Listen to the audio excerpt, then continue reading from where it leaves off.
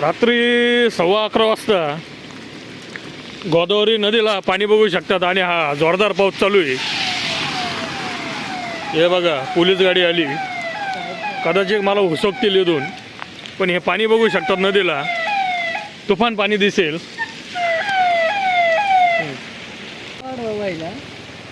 हे बघा गोदावरी नदीचे रात्री 11:30 वाजता पाणी पातळी बघा वाढत चालली. आता हळूहळू 2-1 तासात पुलालाही पाणी येऊ शकतं. तुफान पाऊस बघू शकता. हे गोदावरी नदीला पाणी बघू शकतात, कदाचित पाणी दिसतं का नाही. हा बा फुल गोदावरी नदी भरलेली, समोरच्या लाईटात दिसल. काळोख अंधार पडलाय त्याच्यामुळे दिसत नाही. जोरदार पाऊस आणि पाण्याची पातळी एकदम वाढत चालली. आताच पोलीस गाडी गेली, रिटर्न आली, ती तुम्ही बघितलं असेल. त्यांनी सांगितलं पाणी वाढू शकतं, इथून जा म्हणून.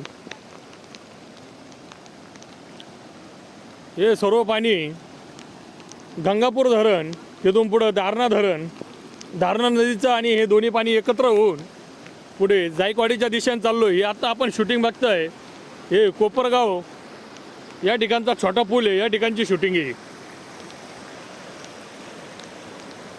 पाणी बघू शकतात, पाण्याला प्रचंड वेग बघू शकतात. आता दिसतंय बघा स्पष्ट, अगदी पुलाला खेटायला काहीतरी थोडंच पाणी राहिलंय आणि जोराचा पाऊस देखील चालू आहे.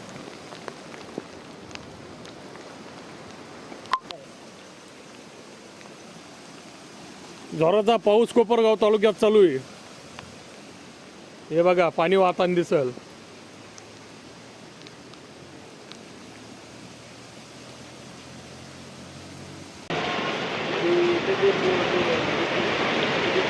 आत्ताच आपण नदीवरून आलो, गेल्या अर्धा तासापासून थांबलोय. जोराचा पाऊस चालू आहे.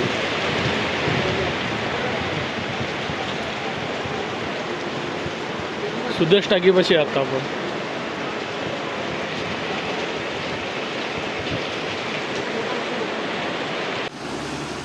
कोपरगाव शहरामध्ये पाणी बघू शकतात. प्रचंड पाऊस झालाय, दोन्ही रस्ते जलमय दिसतील.